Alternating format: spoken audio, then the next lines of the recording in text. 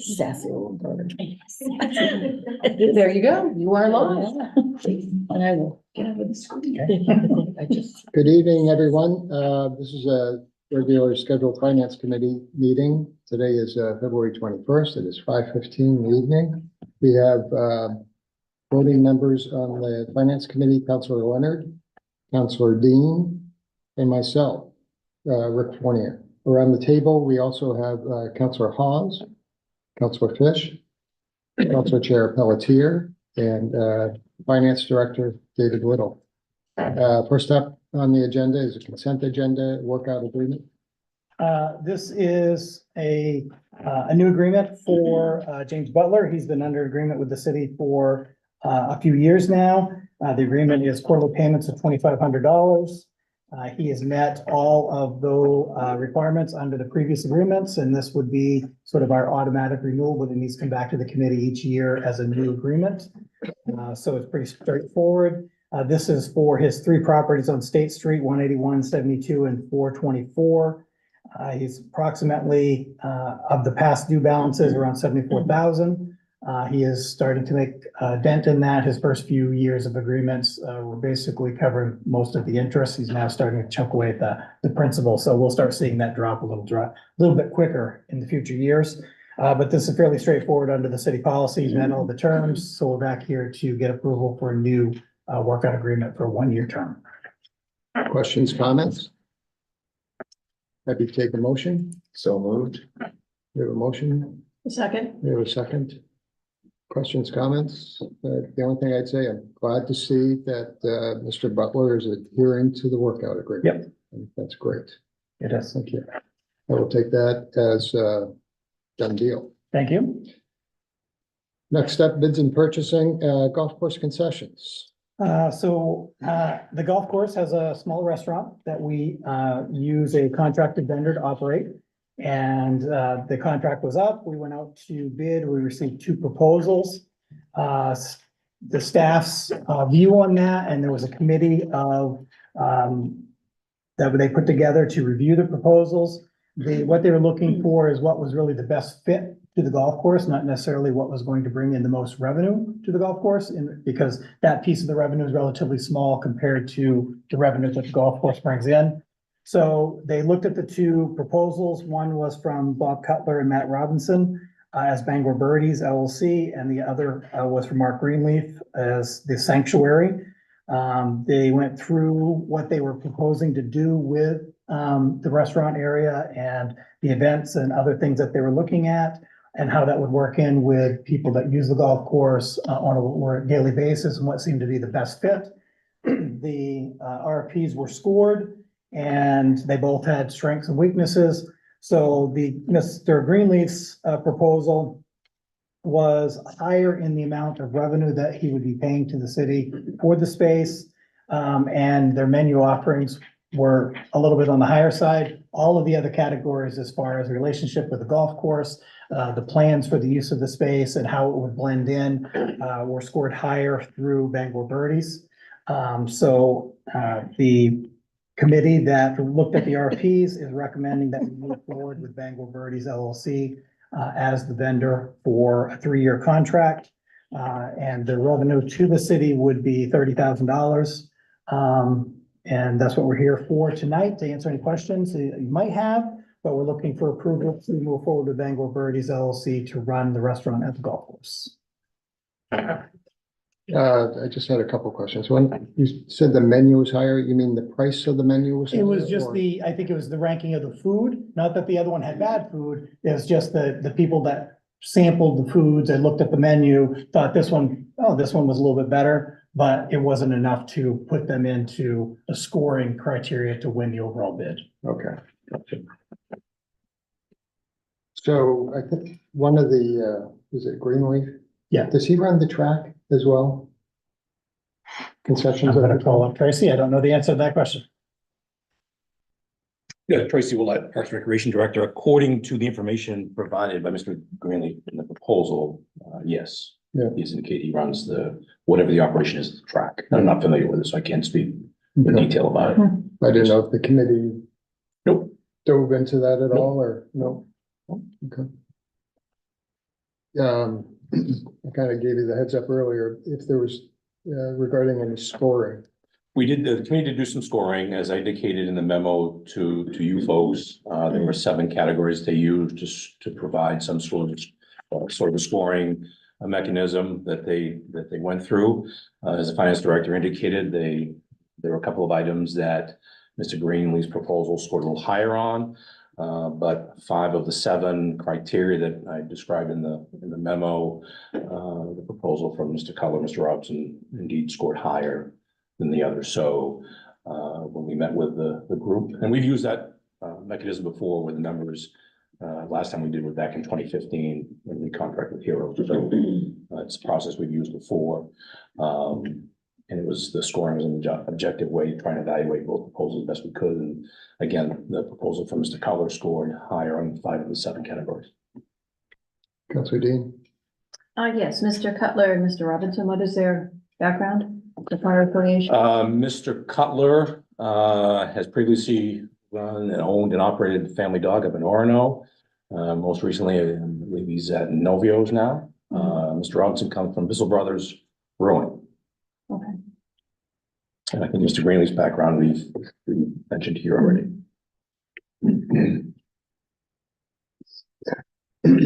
I'm a dollars guy. So I was just trying to get a better understanding. I know they may have scored higher, but As we've talked about a number of times over the years with the restaurant operation, the golf course is indeed an amenity to the golf courses, and I shared with you in the background information of the 2 proposals. The individuals on our committee that reviewed these as well as what we've recommended to staff seem to be the best fit in the recognition of the amenity that the restaurant is at the golf course. And in the scheme of the revenue that we budget and generate at the golf course, the fee from the concession is a very small part of that total revenue amount.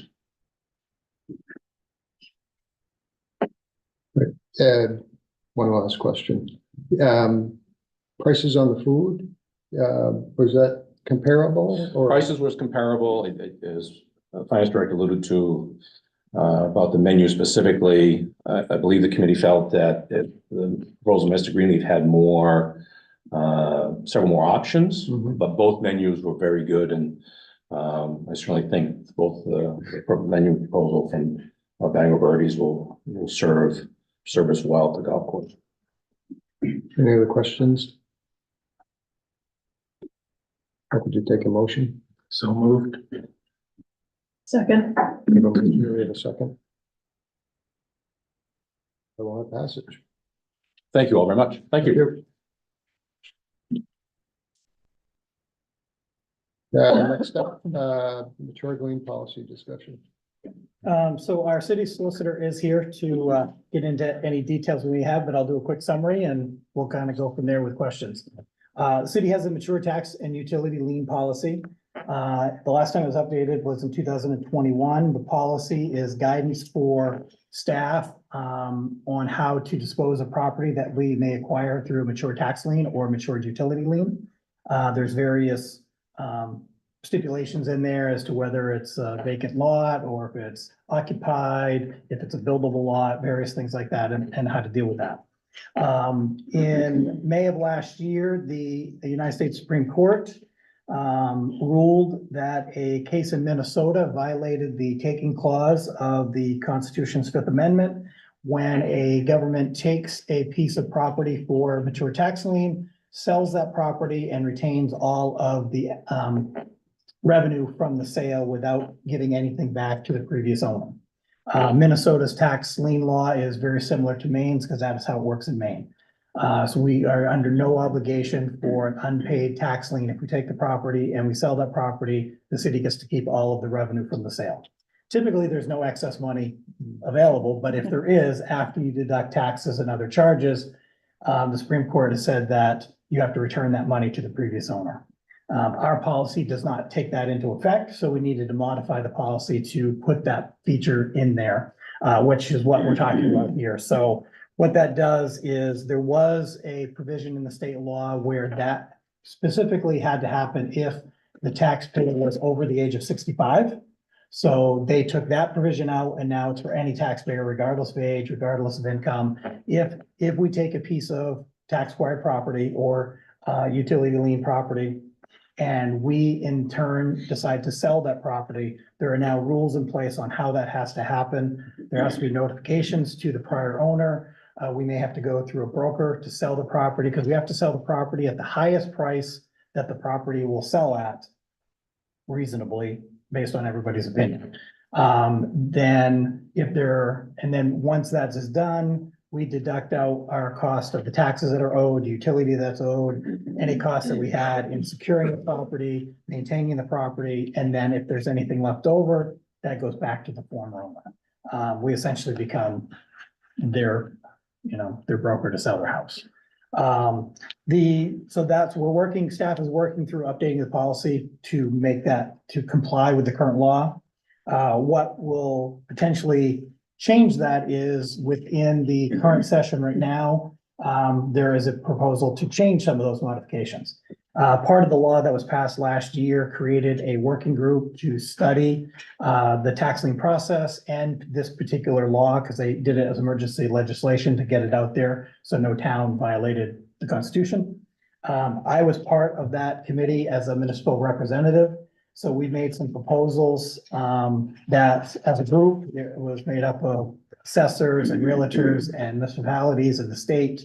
And to try to help streamline the process and kind of fill in the gaps that the new law doesn't really talk about.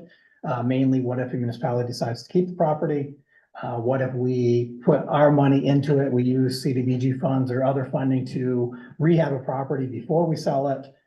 Those types of things, what do we need to do?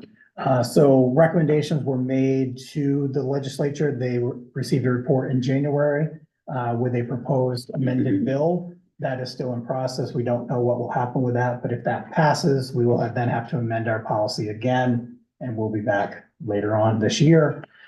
So what will happen is sometime in March, staff will come forward with the current policy to comply with the current law. That will go to council for full approval. And then if any of these changes go through, we'll modify it again, and we'll be back later on this year to do that as well. And we'll kind of go from there. We're trying to, some of the new recommendations is that if we cannot find the previous owner, which is a lot of cases our problem, that there's a mechanism for the municipality to retain that money and be able to use it for other purposes. Excuse me. And try to cut down on the length of time, because what will happen is it's going to extend, the current law extends out how long we have to hold the property. Because essentially is we have to wait for the lien to mature. We have to give the former owner 90 days notice to tell us that they want us to go through a special process to sell their property. Then we have to list the property for so many months if it doesn't sell immediately. So we could be retaining these properties for a long time. There's not going to be a quick turnover. Not that there's a quick turnover now, but it'll be even delayed even further than it has been. I assume you came up because you have something to add. No. So, and I think one of the reasons we wanted to make sure we had this conversation, as you may recall, we recently took possession of 4 properties. So now what we've done is, under the existing law that they did pass as an emergency, we have the opportunity to say, we don't want to go through a broker. We'd like to pursue an alternate means to sell these properties. Is that correct? That's the notice that's currently out there. Yes, yeah, we're hoping to. Currently, the law, if you can't find a broker to sell the property, you can sell it any way that you would normally sell it. We'd like other options to be able to dispose of a property without just using a broker. That may or may not happen. And we've made those additional notifications to the last Yes. owner of the 4 Yes. properties. And we have to have 90 days for them to come back. So, to the finance director's point, is lengthening the period of time where, from the point that the city takes possession of a vacant or placarded building, for example, where we are able to return it to a more habitable condition. I will also share that I've got some, so I thought of them while you were talking, so sorry. I also have some concerns by how the state law is written, that you have to sell it to the highest bidder. I will share with you that I think it is the community's intent to ensure that we have continued home ownership opportunities in our community. And likely, if you are only offering vacant and placarded buildings to the highest bidder, you have a higher likelihood that it will be an investor purchaser. Not that there's anything wrong with being an investor purchaser, but it's one less opportunity for an individual to become a homeowner in our community. So we're sort of, our options may be, they're currently restricted, they may continue to be restricted, but we're trying to work through that and we'll propose amendments as necessary to. The state is only really looking at the fact that it doesn't seem fair that we get to keep excess funds. Okay, whether we agree with that or not, there's ways to do that without severely restricting how we dispose of property. So there's no action tonight. This was just an update.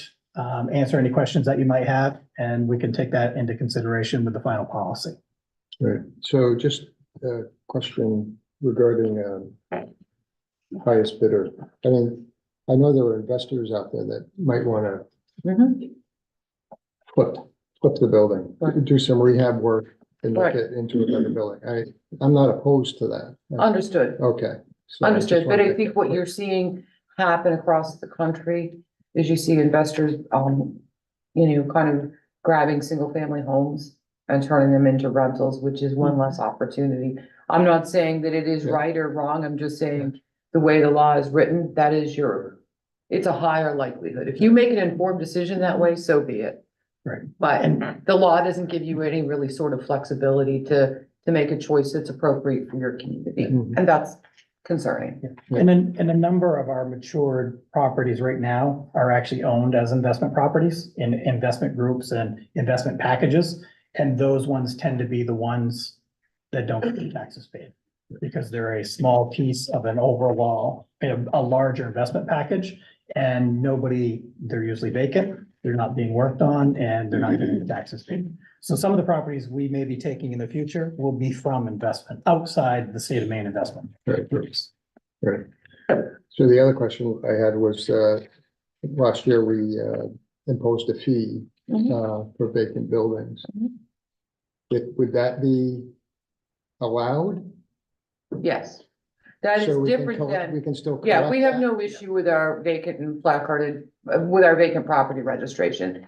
This is wholly related to the fact that if you as a municipality take possession, No, I know, Yep. but we're kind of like paying ourselves back for lack of payment. I just Yes. didn't know if that Yeah, might nope. not work. no, Okay. Nope. We're good. Councilor Leonard? To go off on Rick's point, actually, so like, how does the city determine what is the highest price at which the property is able to sell, and like, what other factors go into the evaluation That's process? an excellent question. And there is no determination as to what is the highest price. That is Okay. just the that terms is that the was in the term law. used by the state. So the expectation, I guess, currently is that we would go to a real estate broker and say, come look at our property. What do you think it should be listed at? And that's going to be the Asking price. asking price. And then as time goes by, as with any other property, if there's no offers after 6 months, I think it is, then we can reevaluate.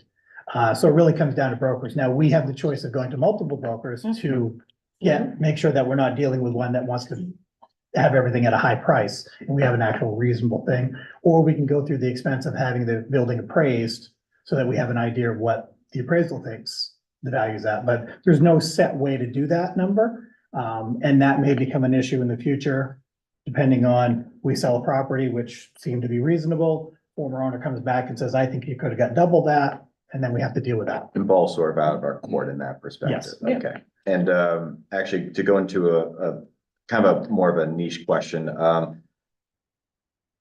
how do we avoid like constitutional or statutory provisions regarding property that the city may want to donate to, say, like a nonprofit? Correct. That is one of the things that we talked about in the working group, is what happens if we want to just keep, in theory, what will happen is the city's going to keep the property.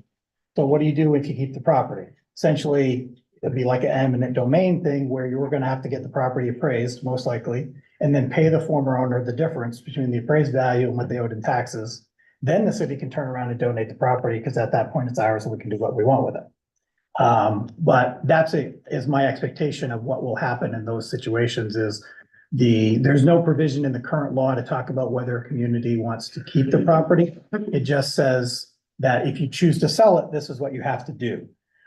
So there was a gray area there, so we need confirmation. If we keep the property, do we not have to do anything? Or if we keep the property, do we have to pay back some arbitrary number, and how do we get to that number? Yeah, that'd be, I mean, I know that's completely out of the court for you guys, but that'd be really important to know, just because, I mean, well, housing being our Correct. primary Yes, issue, that's, Correct. it has put a restriction on what our options and what to do with property. okay. That's all I have. Thank you for that. It's a good update. Councilor Swift? With the language that's impending, do they take into consideration not only the highest and best price, but the highest and best use for the municipality? They do not. They do not. It is only about the maximizing the amount of value that can go back to the former owner. This is entirely to protect the former owner who didn't pay their taxes. And I can see where this likely became an issue in certain limited circumstances. Yes. If you think about the high price of real estate, on bodies of water, there are likely family-owned parcels that the values have continued to escalate in a way that's prevented them from being able to retain properties. Yeah. And I believe the intent was to make sure that those individuals were remunerated in an appropriate way, and that you weren't taking, I'm gonna use an egregious example. You're not taking $1 million, Atlantic oceanfront parcel because somebody didn't pay you $10 in property taxes. And we certainly understand that, but on the flip side, what's happened is owners who are vacant, who are not maintaining their properties, who are not paying their taxes, who we can't even locate many times, that would make a great home for somebody, either by us rehabbing it, offering it to first-time homeowners, offering it to a Habitat for Humanity and allowing it to become part of the neighborhood again. We have no ability to do that. On the flip side, I can also say that if you took that $1 million property so that you could create public access to beaches, I don't know, maybe that's a different conversation. I mean, to your highest and best use. Other questions, thoughts? Thank you. Anything else? That's all I got. That's all you got? How are we doing on the audit? You almost made it. Nada. Perhaps we had that conversation. What's today, Wednesday? We had it yesterday, didn't we?